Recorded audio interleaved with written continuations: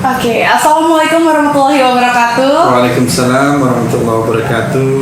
Iya, selamat sore Bapak. Sore Mbak Sandia. Apa kabar nih? Alhamdulillah. Baik ya Pak. Mbak Sandia insya Allah sehat ya. Alhamdulillah sehat. Ya. Nah, teman-teman mungkin belum tahu nih siapa sih sosok di depan saya ini. Beliau adalah Bapak Haji Puji Sartono atau Ya. kita akrab menyapa beliau Pak Ustadz nih. Beliau adalah Komisaris Utama PT SMM Safa Marwah Multiguna. Ya, Alhamdulillah ya Pak. Hari ini kita bakalan sedikit mungkin ngobrol-ngobrol ya Pak, santai gitu. Jadi kalau selama ini mungkin teman-teman entah itu mitra ataupun leader gitu belum banyak tahu deh gitu soal kehidupan Bapak ini, perjalanan bisnisnya seperti apa, terus juga perjalanan karirnya gimana gitu. Nanti kita bakalan sharing karena itu semua bisa memotivasi dan insya Allah bakalan menginspirasi banyak orang di luar sana ya Pak. Amin. Semoga obrolan kita ini nggak kosong ya Pak. Ada yang bakalan di sharing gitu ya Pak ya. Insya Allah bermanfaat buat orang banyak. Nah kalau nanti bakalan nih Pak sama editornya di editing gitu backgroundnya Pak Ustadz itu ya? panjang gitu, panjang banget gitu loh. Di sini nih udah ada semua. Nah Pak kan Bapak dari dulu memang basicnya di keperawatan ya Pak, kalau nggak salah. Bapak di keperawatan itu lama juga, pernah jadi staff di Nurse Ibnu Sina Hospital di Kuwait ya. Itu selama 10 tahun. Yeah. Bapak memang minat bakat dan basicnya di situ atau seperti apa sih Pak? Ya, sebenarnya itu memang salah satu keinginan saya dan termasuk keinginan orang tua. Saya sempat kuliah di Akademi Keperawatan. Dan setelah lulus saya sempat mengajar sebagai dosen Akademi Keperawatan di Bandar Lampung. Dan tahun 2001 sampai 2011 saya bertugas sebagai salah satu tenaga kesehatan di Rumah Sakit Ibn Sina atau Ibn Sina Hospital, tepatnya di sentral kota di Kuwait. Wow. Itu 10 tahun kan ya Pak? 10 tahun dari 2001 sampai 2011. 2001 sampai 2011 ya, gitu. Terus balik lagi ke Indonesia, itu Bapak juga sekarang kalau salah sebagai salah satu direktur utama ya Pak, direktur di rumah sakit swasta gitu kalau nggak salah. Bukan, saya bukan direktur utama, tapi saya salah satu pemilik atau pemegang saham Rumah Sakit Urip Sumoharjo. Luar biasa. Jadi memang dulu dari tahun 2000 saya bersama dengan rekan-rekan senior-senior saya, dokter, ikut berkumpul dan bergabung membangun Rumah Sakit Urip Sumoharjo. Ya, dari apa yang kita punya, dan saya berangkat bertugas di Kuwait, sedikit demi sedikit kita tambah, saling bergabung. Alhamdulillah sekarang ya rumah sakit kami eksis seperti itu. iya, jadi salah satu rumah sakit di Lampung yang banyak sekali membantu masyarakat Lampung ya Pak. Gitu. Terus kalau misalnya dengan hubungannya dengan membangun PT SMM nih Pak, yang juga produknya itu kan banyak berhubungan dengan kesehatan juga. Sekarang nih banyak banget manfaat-manfaat dari produk yang kita kenal, Haki, Herbaquina probiotik ini juga kan banyak manfaatnya buat orang banyak gitu. Nah, itu apakah itu juga jadi salah satu mimpi Bapak menciptakan produk gitu, atau maksudnya membangun perusahaan yang bisa membantu banyak orang? Ya, kalau pertanyaannya terkait dengan membantu banyak orang, memang sudah tertanam sejak lama, sejak saya mulai mempunyai kesadaran bahwa hidup saya, apapun profesi saya, itu saya harus menjadi orang yang bermanfaat untuk orang lain. Karena basic keyakinan saya sebagaimana sabda Rasulullah SAW, khairun nas anfa'uhum linnas. Sebaik-baik manusia adalah yang paling banyak bermanfaat untuk orang lain. Jadi seberapa banyak pun ilmu yang saya dapatkan, baik itu dari pendidikan agama saya, dari pendidikan kesehatan saya, dan seterusnya, basicnya tadi memang untuk kita bermanfaat untuk orang lain. Nah, pada saat ini saya membangun bersama Bapak Yusuf Effendi dengan Bapak Rika Ardison PT Safa Marwah Multiguna ini. Kalau ditanyakan terkait dengan produk, ya, terkait dengan produk, ya, semua produk yang kita mulai, ya, kita mulai produksi dari mulai Jet X, ya kan, Jet M, Jet V, Herbaquina, Quina Marwa, semua produk itu tidak ada satupun yang tidak bermanfaat untuk orang lain.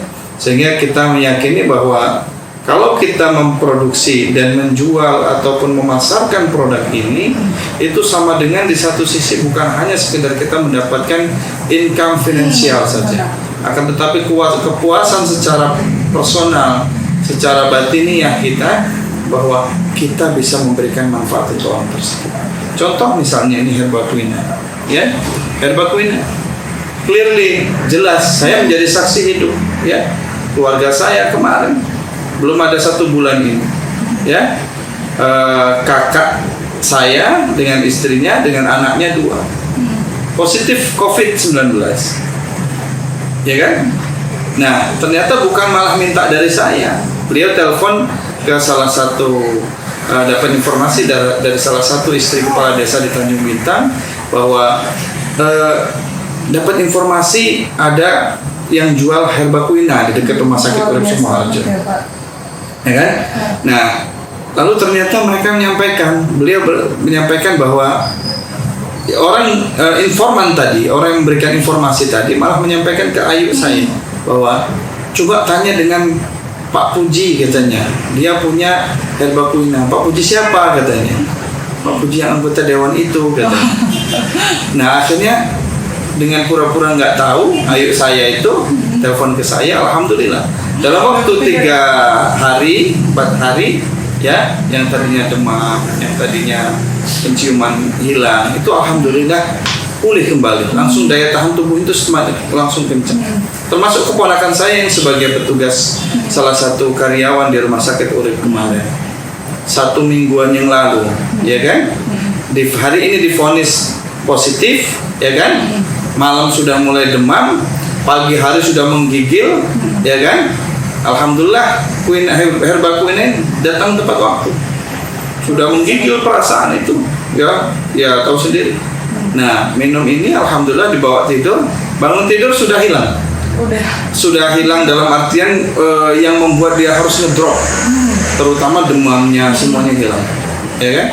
Nah, walaupun saat itu penciuman dan rasanya masih hilang, ya masih hilang, tapi bertahap 1 hari, 2 hari, 3 hari hilang. Pulih kembali penciuman dan lain sebagainya. Biasa berarti ya, Pak. Ya, alhamdulillah. Nah, terus yang kedua ada ustazah. Anak saya sekarang di pondok pesantren Tahfiz Al-Quran. Ya, ustazahnya sejak 1 tahun yang lalu mengalami keluhan, ada pembengkakan di kepala, ada pembengkakan di leher. Divonis oleh dokter bahwa ini tumor jinak, katanya. Gitu. Dan kata dokter ini harus dioperasi, tapi operasi nggak sulit, gitu.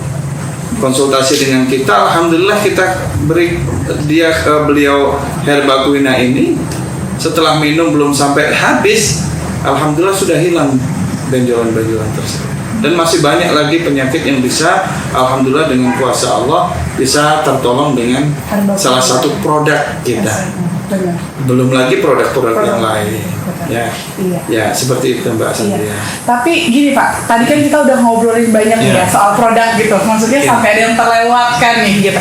Jadi mungkin orang nggak tahu gimana sih Pak proses membangun PT SMM ini sendiri gitu loh. Jadi kayak Bapak lama di luar negeri, pulang membangun salah satu rumah sakit swasta di mana Lampung, hingga membangun PT SMM ini tuh seperti apa? Baik, bicara impian ya, kenapa kok bisa sampai membangun perusahaan.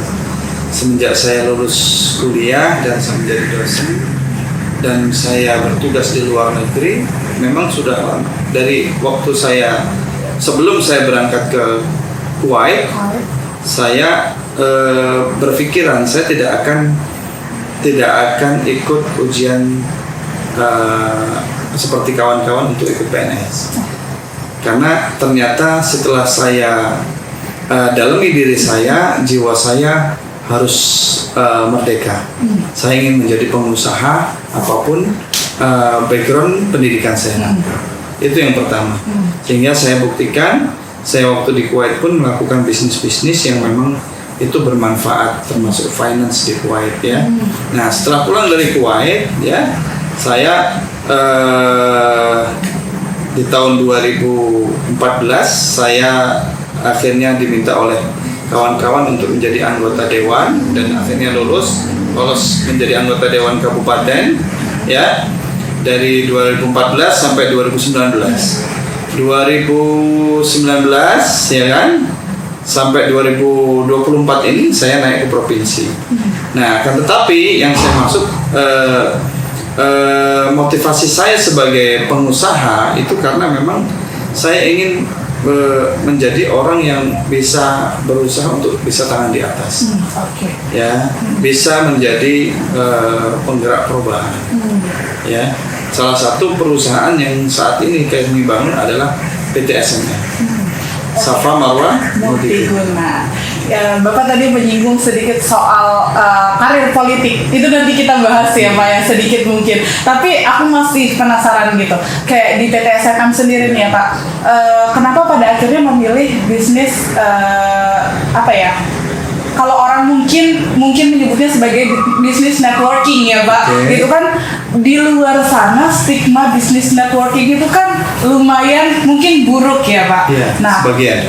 Terus juga aku melihat kayak background Bapak sendiri gitu, ada background spiritual nih Pak, sebagai alumni pondok pesantren dan lain sebagainya. Apakah itu ada korelasinya yang akhirnya Bapak membangun bisnis Bapak ini tuh beda dari yang lain-lain gitu, yang sejenis tapi beda nih gitu, mau membangun perusahaan yang lebih seperti apa gitu dan meruntuhkan stigma buruk orang-orang? Terkait dengan background di pendidikan agama ya, spiritual yang ya memang sebelum saya di Akademi Keperawatan lulus SMP, memang saya mondok di Pondok Pesantren Darussalam Lampung, ya kan.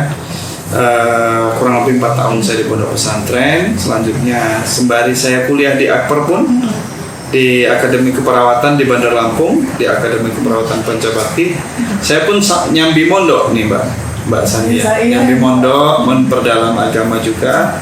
Terus sampai saya lulus pun saya mencoba untuk sempat menghafal Al-Quran.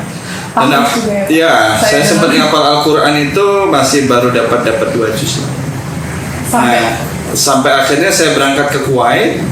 Saya lanjutkan tahfiz Al-Quran saya di Pondok Pesantren Al-Atrujah Al-Andalus Kuwait. Ya, alhamdulillah langsung duduk bersama syekhnya yang memang ada sanad langsung dari Rasulullah. Beliau adalah Syekh Ahmad dari Mesir, dan alhamdulillah bisa menyelesaikan. Mohon doanya supaya saya bisa menjaga hafalan itu sembari kita menjaga. Nah, berbicara itu kalau terkait dengan background pendidikan, tidak sedikit juga kita pada saat saya membangun bisnis di Kuwait itu sering saya itu berduduk di majelis-majelis yang memang itu syekhnya yang terkait dengan syariat-syariat Islam, ya, terkait dengan materi-materi yang itu terkait dengan fikih. Fikih itu adalah aturan-aturan yang membahas terkait dengan aturan Islam. Contohnya bagaimana tata cara berbisnis yang baik, yang benar, bukan hanya baik. Nah, bicara dengan yang ditanyakan Mbak Sandia terkait dengan SMM tadi, mindset masyarakat dan juga pertanyaan-pertanyaan masyarakat, bisnis networking atau jaringan. Bisnis itu pada prinsipnya dibangun, yang dilihat oleh Islam itu harus ada antarodin. Pertama, saling ridho dan tidak ada kezaliman di sana. Kezaliman itu ada penipuan, ya, ada unsur berjudi, ya, ada dan sebagainya, ada jual beli bersalah dan sebagainya. Nanti bisa dikupas, dibuka dengan apa saja sih fatwa-fatwa yang dari MUI terkait dengan bisnis network yang memang itu diharamkan. Nah, saya dan Pak Yusuf Effendi dan Pak Riki Ardison benar-benar ingin menjadikan PT Safa Marwah Multiguna SMM ini adalah perusahaan network yang syar'i, ya, yang syar'i. Benar-benar tidak ada, kita buat semampu kami, sekemampuan kami kita buat, tidak ada kezoliman di dalam. Dari mulai yang kecil sampai yang besar, dari mulai antara manajemen dengan karyawan, antara manajemen dengan leader, antara manajemen dengan mitra, dan seterusnya. Sistemnya pun seperti itu. Sistem yang kita buat benar-benar kita bangun supaya ini bisa berjangka yang sangat panjang, bukan hanya sekedar mengedepankan keuntungan perusahaan saja, tapi benar-benar kita juga berpihak kepada mitra, ya. Karena apa niatan kami? Ya, niatan kami membangun perusahaan ini benar-benar ingin bermanfaat untuk orang lain. Apa manfaatnya? Satu, membuka peluang untuk orang lain, peluang pekerjaan yang ini mungkin saat ini, bukan sangat mungkin ya, sekarang justru memang kenyataan realita, berapa juta manusia yang kehilangan pekerjaan. Ini masa pandemi ya, Kak? Apalagi ya karena masa pandemi ini. Sekarang ini masa pandemi. Sebelum masa pandemi saja kami punya motivasi seperti itu. Pengangguran, orang yang belum punya kegiatan aktivitas yang butuh solusi untuk penghasilan, kami berharap ini menjadi fasilitas supaya orang bisa mendapatkan solusi dengan perusahaan kami. Terciptanya lapangan kegiatan pekerjaan. Dengan berbisnis, jaringan yang memang sudah kami bentuk, kami buat semenguntungkan mungkin untuk ini. Hanya dengan membawa produk-produk kami yang simple, ya, yang insya Allah mudah untuk dipasarkan, begitu. Jadi silakan nanti dibuka. Mudah-mudahan jikalau ada yang masih ingin berdiskusi terkait dengan ingin memberikan masukan, apakah PT SMM ini termasuk perusahaan yang sama dengan yang dikatakan bahwa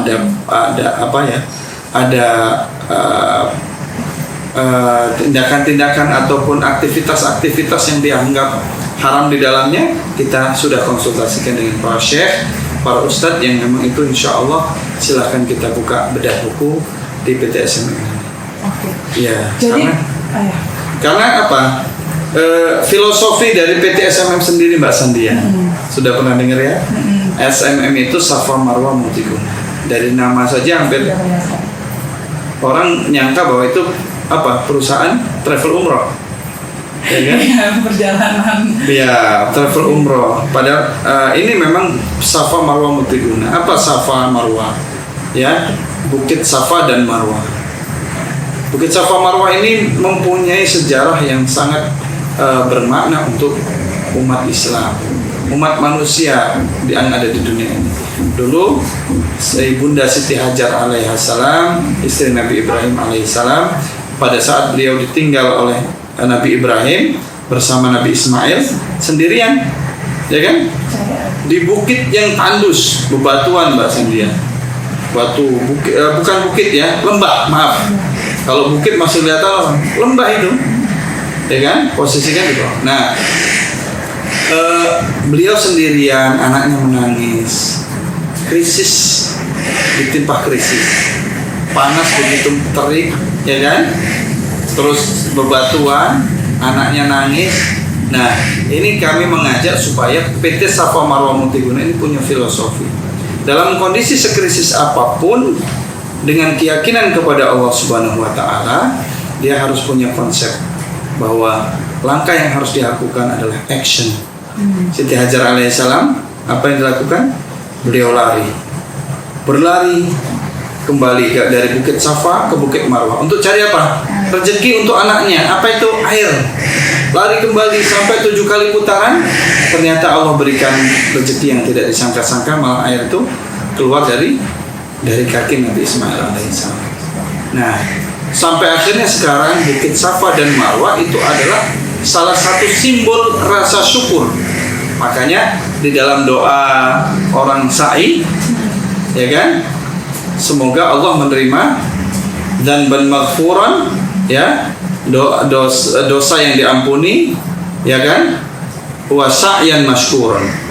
Orang yang umroh, orang yang haji, orang yang tawaf dan sa'i itu, orang yang sa'i itu, ya, mudah-mudahan sa'imu dibalas oleh Allah Subhanahu wa taala. Karena kesungguhan berbolak-balik ke sini menandakan. Nah, ini yang bergabung bersama Safa Marwah Multiguna SMM ini menandakan orang yang siap dengan krisis apapun, dia action, ya kan? Bergabung, dan insya Allah di situ akan berkumpul dengan orang-orang yang akan selalu berkeliling untuk mencari rezeki dan mensyukuri nikmat Allah SWT. Luar biasa banget ya Pak. Ya. Bahkan dari nama pun punya filosofi yang dalam ya Pak. Dipikirkan sedemikian rupa gitu. Jadi kayak apa ya? Berarti Bapak lama di luar negeri, ajaran dari luar negeri itu juga diterapkan, banyak mempengaruhi ya Pak di apa namanya di kehidupan yang ada di Indonesia dalam membangun bisnis dan lain sebagainya. Iya. Itu luar biasa banget sih Pak.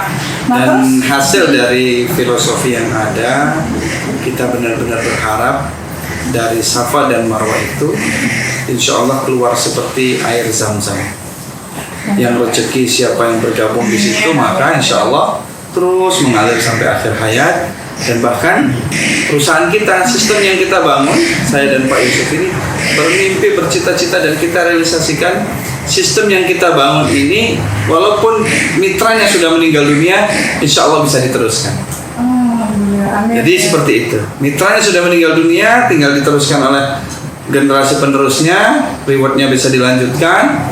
Itu sudah kita sampaikan bahwa benar-benar perusahaan ini akan membawa terus berjuang. Jadi benar-benar menguntungkan banyak pihak ya Pak.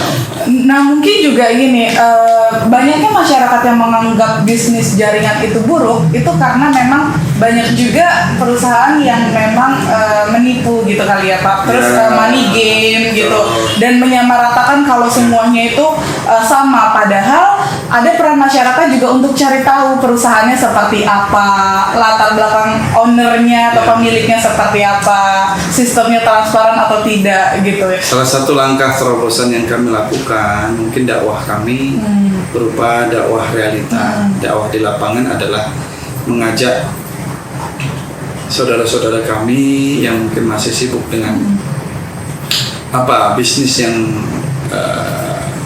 tidak ada produk di dalamnya, jual beli yang mungkin masih manikim yang masih bodong dan sebagainya.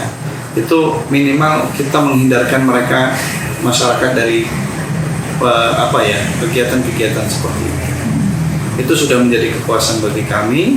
Orang yang bergabung dengan Safa Marwah itu sudah terhindar dari pelaku bisnis yang itu bodong.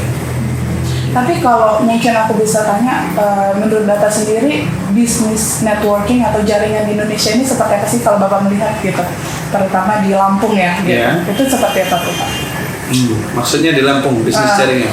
Itu apakah mereka semakin kesini semakin bisa melihat, menerima gitu dengan adanya bisnis ini? Karena kalau dulu kan mungkin orang cuma nerima-nerima dan banyak yang mungkin nggak ada hasilnya, terus akhirnya dengar dengan katanya jadinya itu yang Kalau bisnis jaringan ini kan sebenarnya sudah lama Mbak Cynthia. Jadi baik itu secara skala provinsi, nasional maupun internasional, ya saya yakin sudah lama. Yang ada satu perusahaan yang naik dan ada yang turun, ada yang naik, ada yang turun.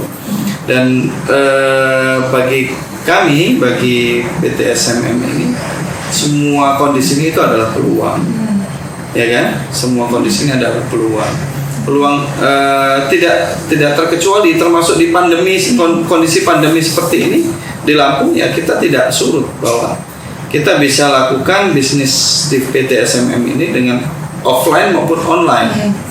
Berapa banyak mitra kami ya yang di dalam kota Lampung ya, di Prince Sewu, ada yang beliau sudah mendapatkan capaian 2 mobil ya, hutangnya yang kurang lebih hampir 1 eman, dalam waktu 2 tahun lebih beliau sudah bisa melunasinya. Alhamdulillah. Beliau ada yang stylenya memang hanya cukup dengan online, ada yang memang di mitra kami, ada yang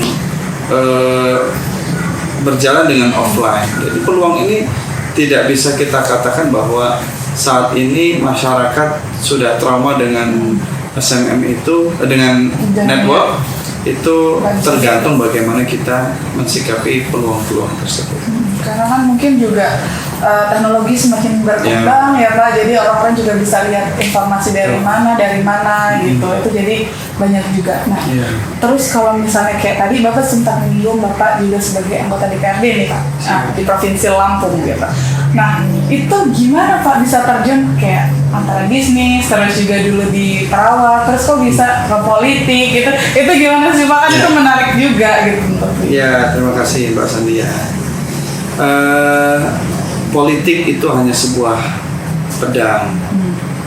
Politik itu hanya sebuah cara untuk menyampaikan cita-cita kita atau hajat kita. Tergantung orang menggunakan pedang tadi atau pisau. Pisau digunakan oleh orang lain, ada yang digunakan untuk membunuh orang. Tapi ada kalanya orang menggunakan pisau untuk mengiris makanan, untuk membentuk sebuah kreasi, apapun yang dibuat kreasi. Nah, saya terjun di politik itu bismillah sama. Sudah saya katakan di awal. Apapun profesi dan keberadaan saya, hanya satu kata, saya ingin bermanfaat untuk orang lain seluas-luasnya. Karena dengan contoh nih ya, kalau misalnya saya sebagai pemilik rumah sakit, ya kan, mungkin lingkup rumah sakit, kegiatan-kegiatan di rumah sakit, saya saja yang saya bisa dapat manfaat. Walaupun ribuan orang yang bisa mendapatkan manfaat dari rumah sakit, ya kan? Kalaupun saya mungkin guru ngaji, bisa mengajar ngaji dan buat pondok pesantren, ya kan? Mungkin orang yang hanya ngaji dan juga ikut pengajian saya di pondok pesantren itu yang dapat manfaat. Tapi kalau saya terjun di politik dan bisa memberikan manfaat, contoh saya di Provinsi Lampung, di DPRD provinsi ini, dapil saya seluruh Lampung Selatan, ya kan?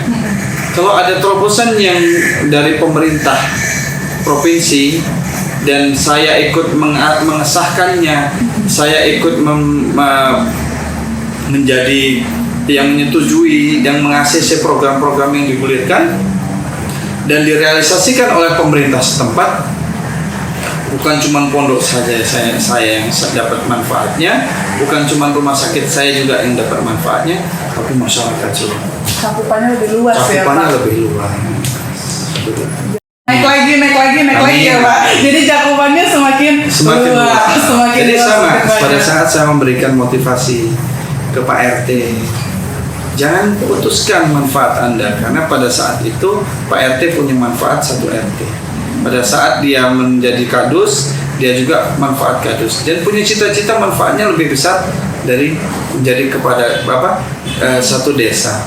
Setelah satu desa dia punya manfaat satu kecamatan, dua kecamatan dan seterusnya. Kan apapun yang Bapak lakukan, kayak tadi yang ingin adalah profesi itu harus memberikan manfaat gitu. Apakah itu juga yang akhirnya membuat Bapak jadi Bapak kan sebagai spiritual motivator juga nih Pak gitu, entrepreneur juga gitu. Nah itu apakah Bapak memang ingin juga lebih jauh jangkauannya untuk memberikan motivasi ke banyak orang atau seperti apa? Baik, ya memang ya Mbak Sandia, saya dari tahun 2011 saya direkrut oleh kawan-kawan untuk menjadi motivator spiritual entrepreneur di International Entrepreneur University. Ya, saya saat itu tahun 2011 saya sempat bisa memberikan acara motivasi di Kuwait, ya, di Dubai, ya, di Emirat, terus sempat saya ke Filipina, ke Jepang, ya kan? Biasa. Alhamdulillah, saya sempat pada saat itu. Terus kalau di dalam kota, saya sempat di Cirebon, di Jakarta, dan sebelum saya fokus di DPRD. Walaupun sekarang masih berkomunikasi dan saya masih diminta untuk memberikan motivasi. Karena apa? Kenapa saya juga menerima tawaran permintaan recruiting dari kawan-kawan Entrepreneur University untuk menjadi motivator? Karena saya berpikir manfaatnya sangat besar sekali. Saya akan menghidupkan ruh-ruh yang mati. Kenapa saya katakan ruh mati? Orang-orang yang tidak punya solusi, contoh baik itu dari urusan bisnis, dari semangat hidup untuk sosial dan sebagainya, terutama di bidang bisnis, ya kan? Kalau spiritualnya nggak terbentuk dulu, maka dia nggak akan punya mimpi-mimpi yang kuat, mimpi-mimpi yang tinggi, ya kan? Nggak punya semangat lagi. Ya, saya sebagai motivator, saya harus bisa apa ya? Orang yang tadi kehilangan, seperti orang yang nggak punya spirit. Spirit itu kan bahasa kita sebenarnya ruh. Ya, spirit. Ya, spirit itu ruh, spiritual kita. Maka orang yang nggak punya motivasi itu sama dengan orang nggak punya ruh. Jasad tapi nggak punya ruh. Jadi kayak mati. Nah, tugas saya adalah memberikan ruh orang-orang yang berbisnis. Gitu. Jadi supaya dengan itu mereka berbisnis dengan bukan hanya jalan semaunya, tapi ada kekuatan spiritual. Ada sosok juga yang Iya, inspirasi ya Pak. ada motivasi. Ada motivasi. Itu nilai manfaat yang saya sangat harapkan dari saya menjadi motivator spiritual entrepreneur. Jadi memang setiap apa yang dilakukan ada nih tujuan jelasnya mau kemana. Betul. Pak, tapi kan menjalani itu semua tuh dari dulu, mulai dari pengusaha, terjun politik dan lain sebagainya. Ada nggak sih, maksudnya kayak pasti ada lah titik terendah di hidup Bapak yang akhirnya membuat Bapak kayak pingin nggak sih nyerah atau seperti apa, dan apa sih motivasi besar Bapak untuk kembali bangkit gitu, terus supporter terbesar Bapak itu siapa? Ya, terima kasih. Jatuh itu merupakan pelajaran. Pada saat berkali-kali saya mendapatkan mentoring dari motivator saya sendiri. Memang ya ribuan bahkan jutaan orang yang selama ini kita ketahui kesuksesan mereka, ya skala internasional maupun nasional, termasuk Bill Gates, ya termasuk banyak yang motivator, termasuk kita lihat yang punya yang Thomas Alva Edison, ya. Kita bisa merasakan manfaatnya listrik itu setelah beliau gagal bukan cuma 100 kali, ya, bukan sekali dua kali, tapi ratusan kali, bahkan ribuan kali. Nah, kalau saya sudah pernah merasakan kegagalan, saya pernah membangun sebuah bisnis pendidikan, ya, punya cabang di Ciledug di Jakarta 2 tempat, ya kan, tidak terkontrol, ada yang tidak amanah, maka jatuh. Saya pernah berbisnis di trading, ya, ekspor dan pengiriman trading komoditi karet. Saya pernah jatuh miliaran rupiah, ya kan. Saya pernah juga trading bahan pembangunan jalan tol pun pernah saya. Tapi pada prinsipnya untuk kawan-kawanku semuanya, mitraku semuanya, orang yang dianggap hebat itu bukan orang yang sukses secara smoothly, dia berjalan terus. Bukan itu saja. Orang dianggap sukses adalah pernah dia naik dan jatuh. Dan pada saat jatuh di tingkat paling bawah yang dia rasakan, saya pernah merasakan jatuh di tingkat yang paling bawah, ya, titik terendah saya merasakan. Dan keyakinan saya satu, Allah berfirman di dalam hadits qudsi, Ana inda dhonni abdi bi, aku ada pada prasangka hambaku kepadaku. Berarti aku ada pada prasangka hambaku kepadaku. Kalau hambaku berprasangka, you bakal balik sukses. Nah, itu. Makanya yang nggak heran kalau banyak sekali yang mengatakan saya nggak pernah kelihatan jatuh, seperti itu. Nah, terus satu keyakinan spirit itu bahwa prasangka baik kita kepada Allah itu merupakan nasihat yang paling baik, ya kan? Yang kedua, bahwa kita hadapi semua itu dengan di hadapan orang lain harus kita lakukan tersenyum, ya, harus tersenyum. Ya, apalagi karena memang background saya adalah milik publik. Nggak pantas kan kalau kita sebagai figur masyarakat, sebagai anggota DPR ngeluh sana, ngeluh sini. Nah, itu merupakan motivasi. Dan yang kita harus yakini adalah membiasakan diri untuk bersyukur. Kalaupun kita dalam kondisi yang kita anggap terendah, banyak sekali yang lebih susah daripada kita, dan saat itu kita bisa bangkit dan bangun, maka Allah akan berikan. Jadi pelajaran yang berikutnya, orang yang jatuh itu, orang yang bisnisnya itu jatuh sebenarnya seperti kita dapat ujian. Namanya orang ujian itu sebenarnya mau naik tangga, terus naik tangga terus, seperti itu. Tinggal tergantung mau nyerah atau mau lagi ya Pak ya. Ya, tidak boleh ada kata menyerah karena hanya satu kata. Orang yang berputus asa dari rahmat Allah itu hanya neraka tempat. Pak, tapi menjalani sebegitu banyak bisnis ya, pengusaha juga iya, terus juga salah satu pemilik rumah sakit swasta iya, karir politik komisaris PT SMM, terus itu Bapak pernah merasa kayak capek gak sih gitu, atau gimana sih ngebuat work life balance gitu biar semuanya seimbang, terus juga dari segi keagamannya juga, spiritualnya juga itu gimana? Apakah nggak semua orang bisa menyeimbangkan itu? Saya rumuskan konsep begitu banyak yang saya urus. Ya, semakin saya terjun ke masyarakat, itu semakin banyak proyek-proyek masyarakat yang harus mengharap keberadaan saya juga. Di politik berarti kan, di bisnis, ya baik di SMM maupun di rumah sakit, atau jujur saya memang ada bisnis yang lain juga, ya kan, harus ngurusin keluarga, harus ngurus hafalan, harus ngurus anak-anak di pondok pesantren dan seterusnya. Konsep saya pertama adalah lakukan yang terbaik untuk yang ada di hadapan Anda, dan jangan lupa titipkan kepada Allah yang saat ini sedang tidak ada di hadapan. Konsep menitipkan kepada Allah itu ternyata nikmat. Kenapa? Contoh nih, ya kan?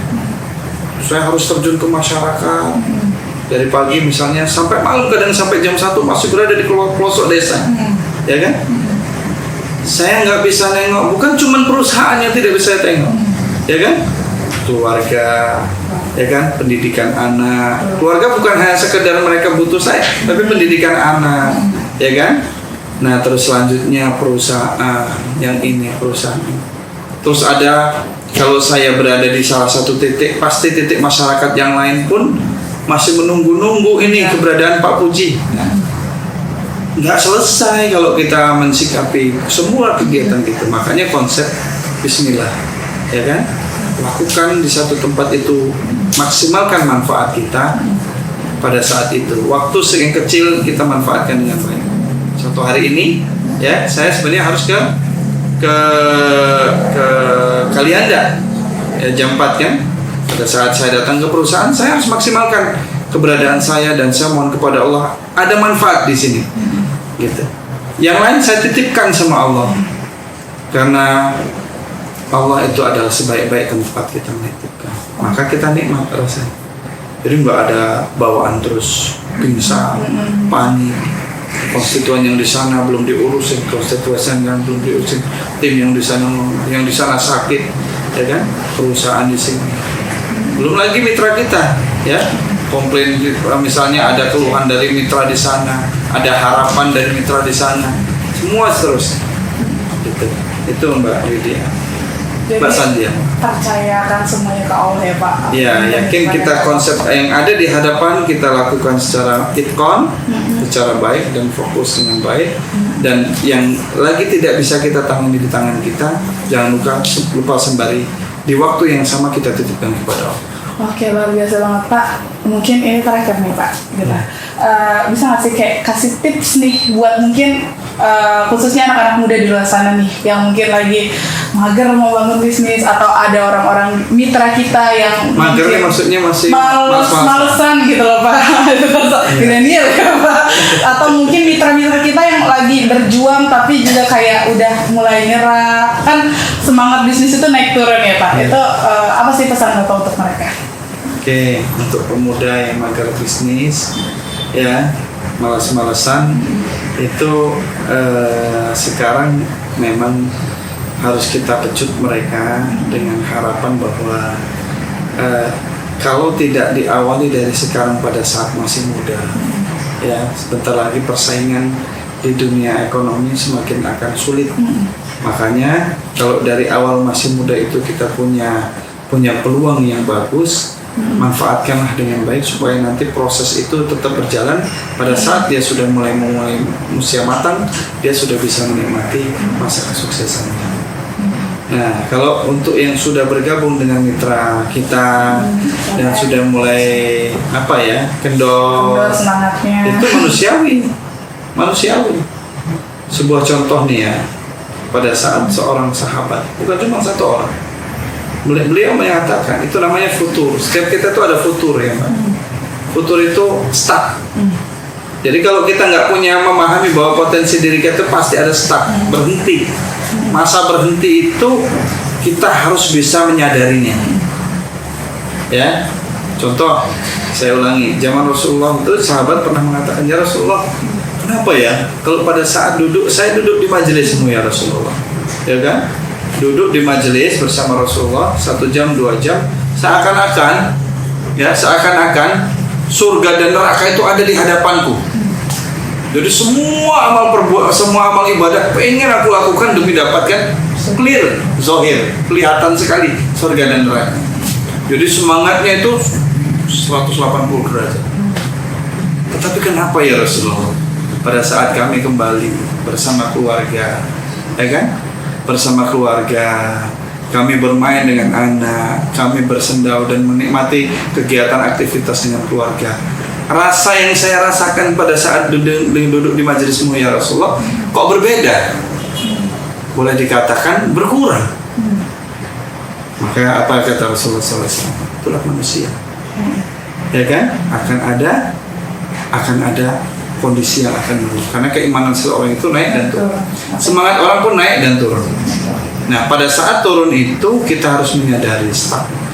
Ya, makanya punya tips yang Rasulullah sampaikan. Maka uzkurullah sa'atan sa'a. Saatnya kita itu landai, terus menggenjot. Ya, sebenarnya konsep yang kita bangun bersama SMM ini saya menganggap adalah kita anggap sebagai filosofi berzikir kepada Allah. Kenapa? Selalu di mitra SMM ini kita ajak masuk ke SMM itu sudah bismillah. Karena kita menjadi dai untuk mengajak orang kepada peluang-peluang yang bisa membawa orang lain mendapat peluang lagi.